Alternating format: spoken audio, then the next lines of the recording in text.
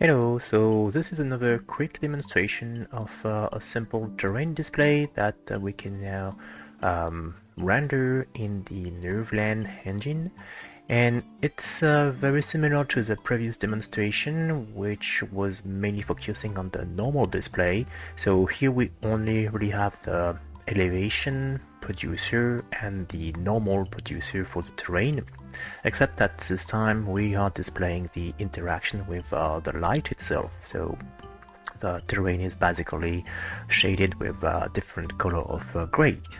So what we can do now also is we can change the orientation of the sun. So you control the zenith angle, and if you set that to 0, it means that the sun is at the very top. So yeah, everything is very bright in this case. Yeah, let's just try to reduce this a little bit, and then you control also the azimuth angle, which allow you to turn the sun yeah, in this direction.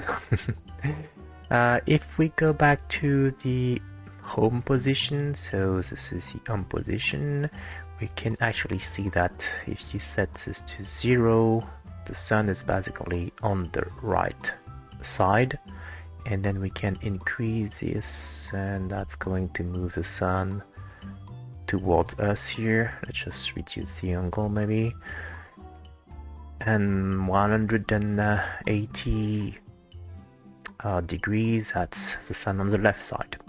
But anyway, that's a detail anyway. What we can do next is control the camera speed also, so we can make it move a bit faster now.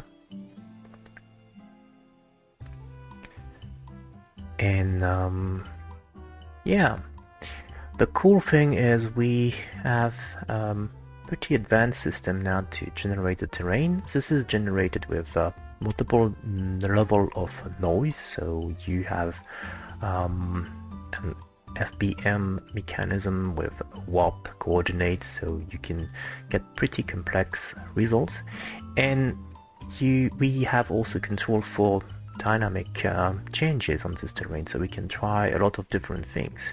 And in fact, let me just show you that. You can see this because the coder is on another screen, but yeah, what we can do, for instance, is I can display the tiles which are used for the terrain rendering. So the big green and yellow, red are the how do you call that? The big tile themselves, and then in each tile you are rendering a given number of subquads, actually 24 quads on each dimension here. And yeah, you can see how the system is going to change the quads progressively. Let's just reduce a bit of speed again. When you're moving around, it's giving you more detail around the camera location, and also reducing the detail when you're getting far away from a given location. Alright, let's disable that. And in fact, what I wanted to demonstrate is that initially, when I was really investigating on the normals, I was rather using a simple terrain like this one, and this is just a collection of I mean, it's a couple of sinus and cosinus computation to give you those bumps, and this is handy because then you can just quickly see where your sun is pointing at. So if you set this to 0, for instance, yeah, that's close to 0. So here you clearly see that the sun is on the right side, and then you can just move that.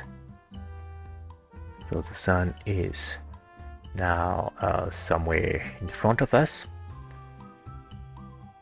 and then now we have the sun on the left side.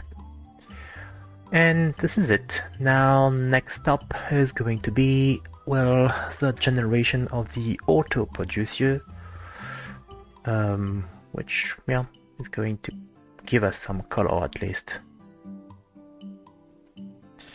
But oh, also one last thing I could show is the change of the terrain. I like the details right now. I think it's pretty handy and looking nice, but I can change that, and I could, for instance, what could we do? We could just increase a bit the resolution here.